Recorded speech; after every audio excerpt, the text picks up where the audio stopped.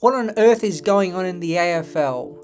We all get 2024 is one of the closest seasons ever, but no one could have seen what was coming on the Saturday night in round 21.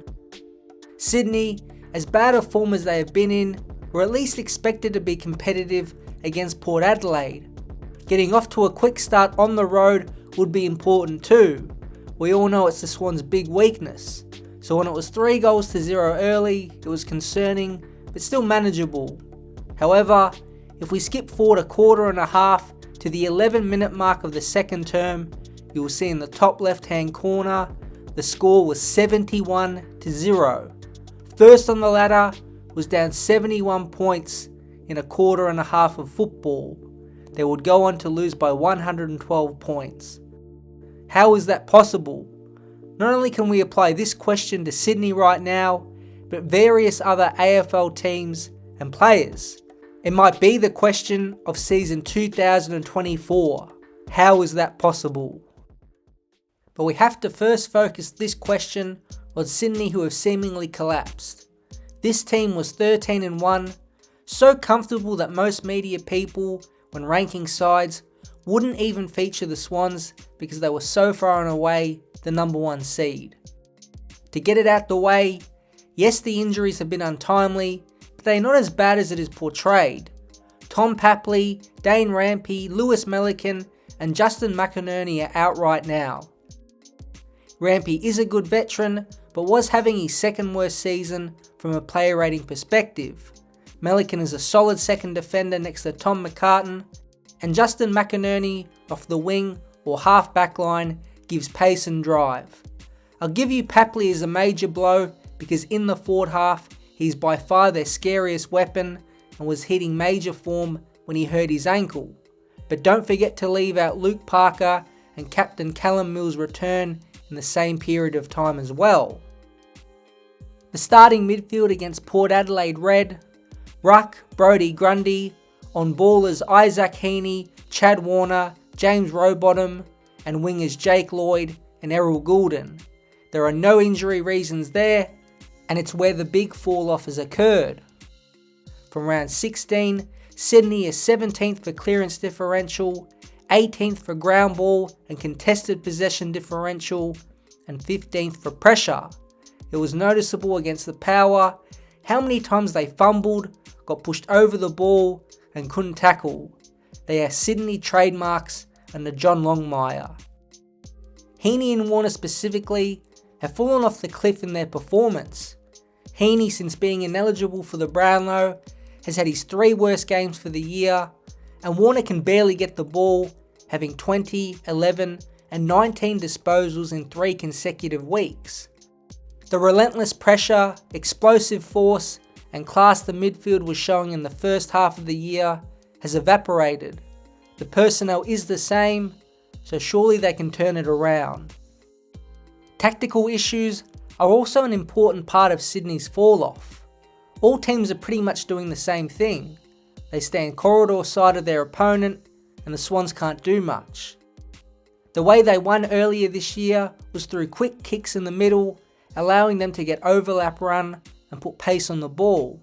This has been shut down, as you can see here. Longmire and his lauded coaching box have had no answer, and maybe there isn't. Perhaps the Swans do need to kick long down the line and tighten things up instead of trying to play the flashy stuff and turning the ball over. Maybe it's time for Sydney's individual players to start winning their own contests and competing. Come to compete, and that's the very essence of the game. If you don't come to compete and fight, you get shown up no matter who you play. And we've played 3 good teams the last 3 weeks in good form, but you need to have a baseline, and we didn't have that tonight. There is still time for Sydney, who will be in the 2024 final series no matter what. Lob's performance on Jeremy Cameron, how impressive was that?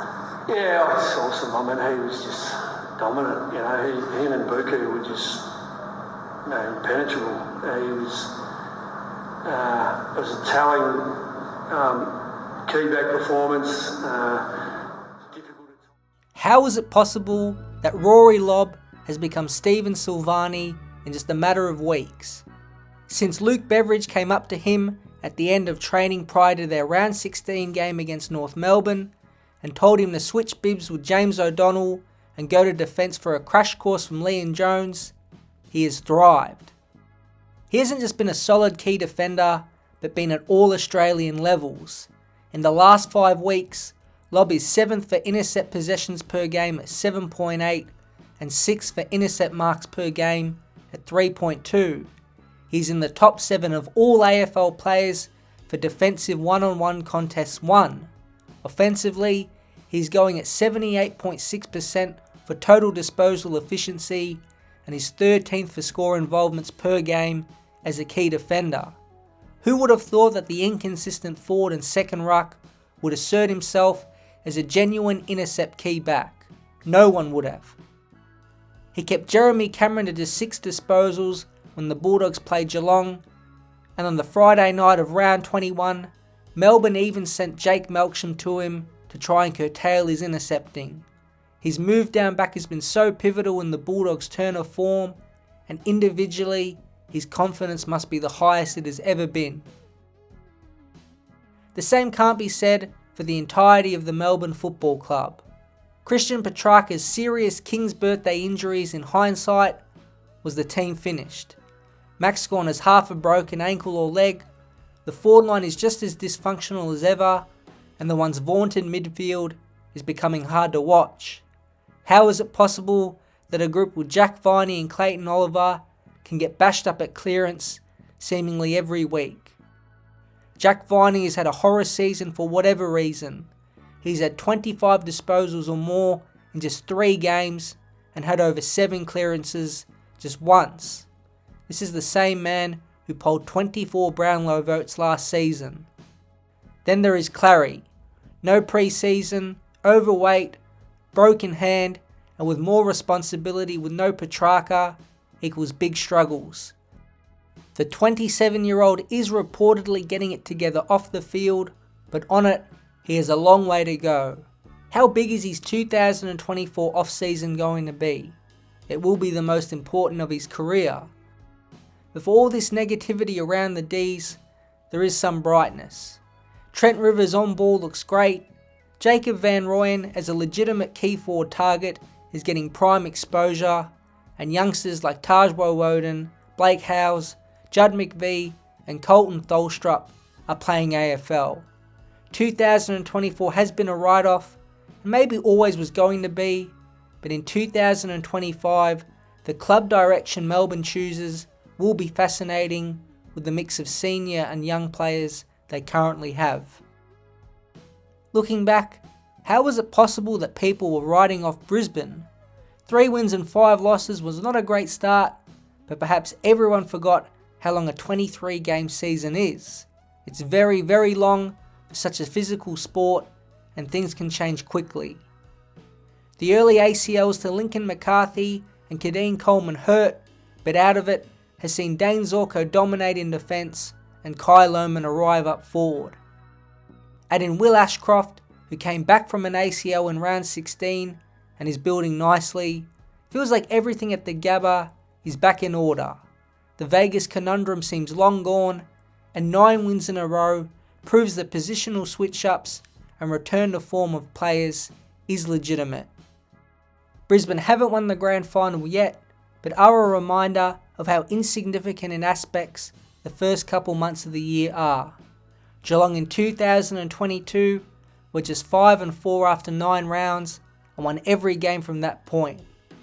Last year, GWS, Sydney and Carlton were poor, but from around round 15, all those teams got hot. And back in 2022, Melbourne were 10-0, went 6-6 in the home and away season from that point, and then lost both finals. Again with Sydney, we are seeing a similar trend. Is it really possible that you don't want to start AFL seasons too well? Because recent history is suggesting it's not a great thing to do. Well, who knows where the season goes from this point. Feels like I could have featured almost every AFL team in this video. Poor starts, rises from nowhere, team collapses have been around every corner. You just feel like there are so many more twists to come, even though just 3 home and away season games are left until the finals begin.